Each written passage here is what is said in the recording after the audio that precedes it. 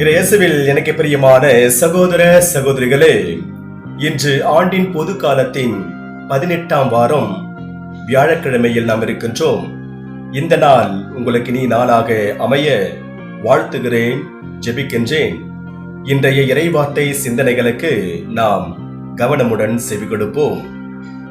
இறைவாக்கினர் எரேமியா நூலிலிருந்து வாசகம்.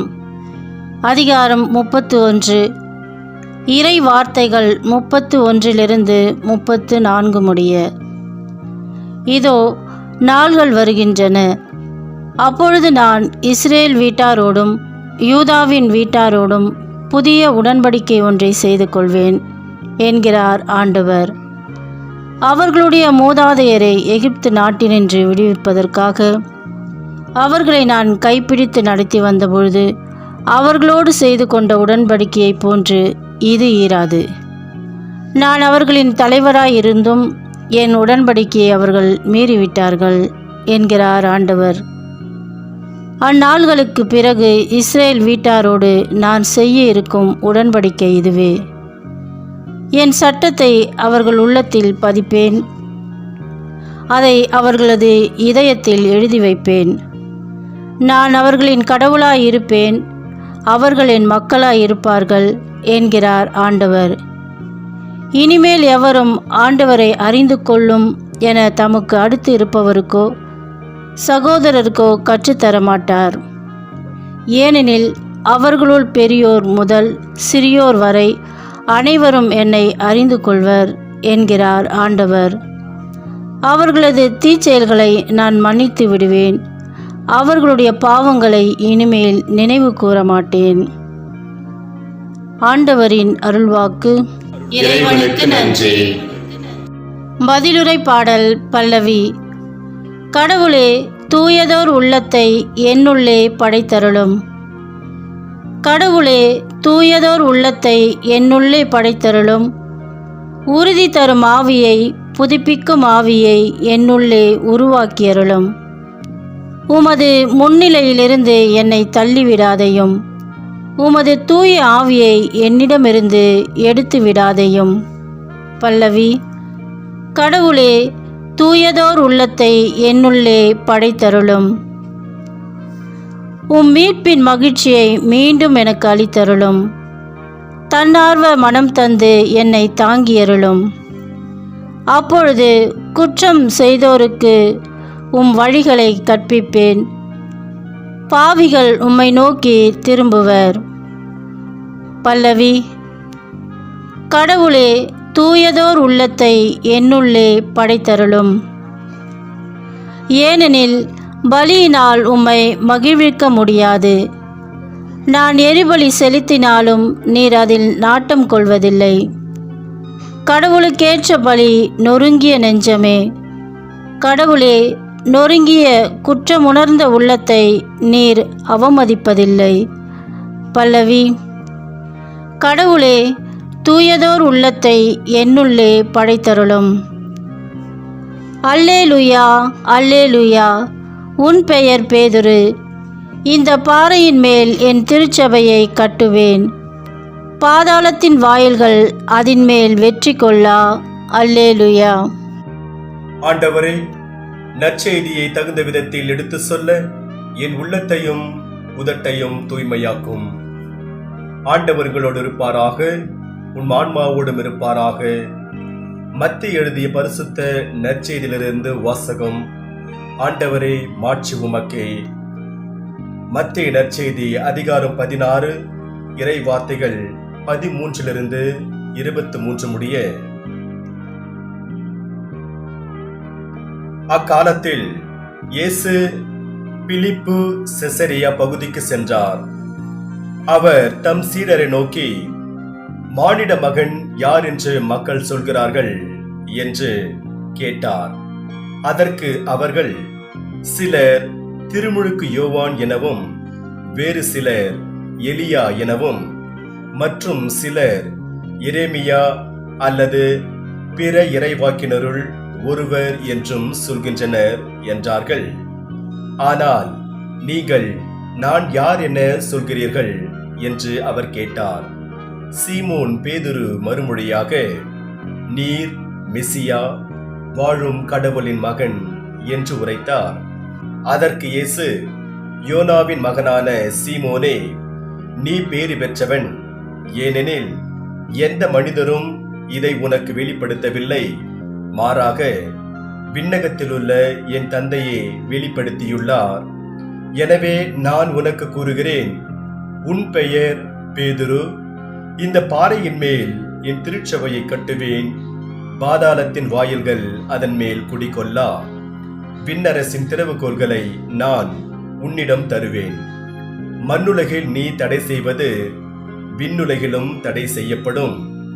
மண்ணுலகில் நீ அனுமதிப்பது விண்ணுலகிலும் அனுமதிக்கப்படும் என்றார். பின்னர் தாம் மெசியா என்பதை எவரிடமும் சொல்ல வேண்டாம் என்று இயேசு சீடரிடம் கண்டிப்பாய் கூறினார்.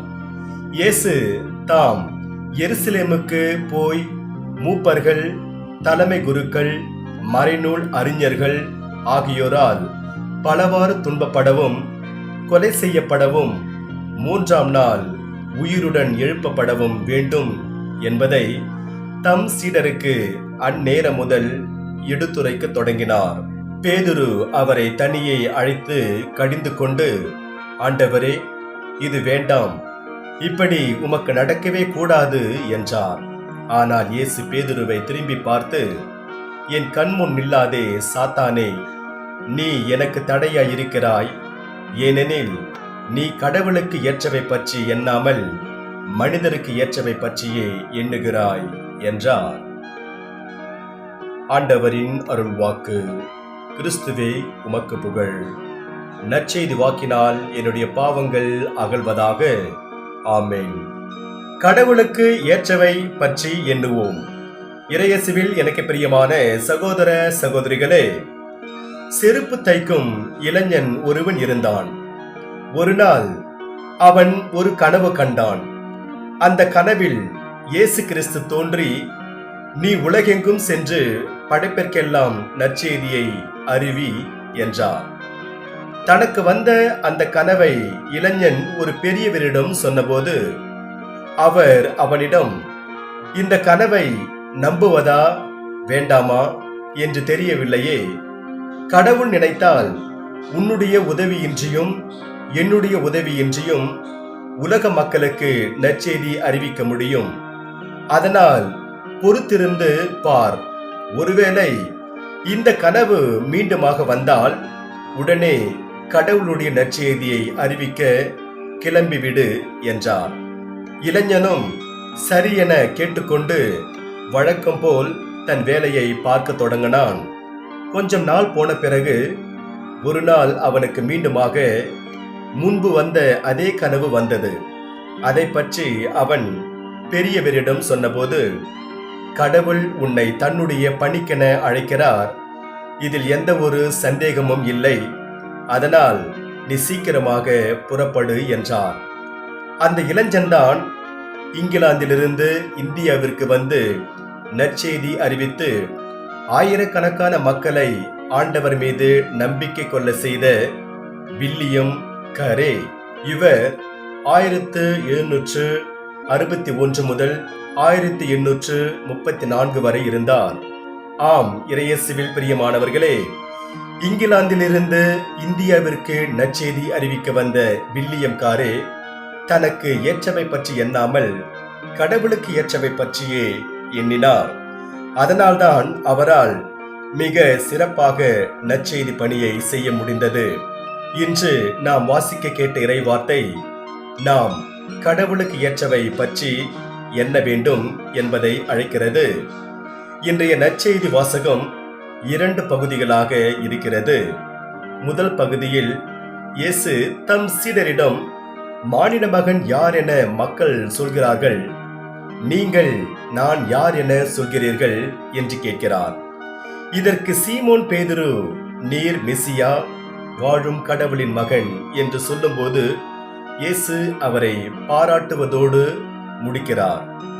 இரண்டாவது பகுதியில் இயேசு தமது பாடுகளை பற்றி முன்னறிவிக்கிறார். அப்போது பேதுரு, ஆண்டவரே, இது வேண்டாம் என்று சொல்கின்ற போதுதான் இயேசு அவரிடம், நீ கடவுளுக்கு ஏற்றவை பற்றி எண்ணாமல் மனிதருக்கு ஏற்றவை பற்றியே எண்ணுகிறாய் என்கிறார். இயேசு சொல்வது போல பேதுரு கடவுளுக்கு ஏற்றவை பற்றி எண்ணியிருந்தால் இயேசு சொன்னதை பொறுமையாக கேட்டு அவரை போல துன்பங்களை ஏற்க தயாராக இருந்திருப்பார். இயேசுவின் உயிர்ப்புக்கு பிறகு அதுதான் நடந்தது. ஆனால் அவர் தொடக்க காலகட்டத்தில் துன்பமே வேண்டாம் என்று மனிதருக்கு ஏற்றவை பற்றியே எண்ணினார். எனவேதான் இயேசு அவரிடம் அவ்வாறு சொன்னார். இறைவாக்கினர் எரேமியா நூலிலிருந்து எடுக்கப்பட்ட இன்றைய முதல் வாசகம் புதிய உடன்படிக்கையை பற்றி பேசுகிறது. இந்த உடன்படிக்கை சீனாய் மலையில் கடவுள் இஸ்ரேல் மக்களோடு செய்த உடன்படிக்கையை போல இருக்காது. அந்த உடன்படிக்கையை மக்கள் மீறினார்கள். புதிய உடன்படிக்கையோ அவ்வாறு இருக்காது. ஏனெனில் அது இதயத்தில் எழுதப்பட்டுள்ளது. அந்த உடன்படிக்கையின்படி வாழும்போது ஒருவர் பேதுருவை போல மனிதருக்கு ஏற்றவை பற்றி எண்ணிக்கொண்டிருக்க மாட்டார். மாறாக அவர் இயேசுவை போல கடவுளுக்கு ஏற்றவை பற்றியே எண்ணிக்கொண்டிருப்பார். எனவே இறையேசுவில் எனக்கு பிரியமான சகோதர சகோதரிகளே, நாம் கடவுளோடு செய்து கொண்ட புதிய உடன்படிக்கையின் அடையாளமாக நாம் கடவுளுக்கு ஏற்றவை பற்றி எண்ணி அவருக்கு உகந்த மக்களாக வாழ்வோம்.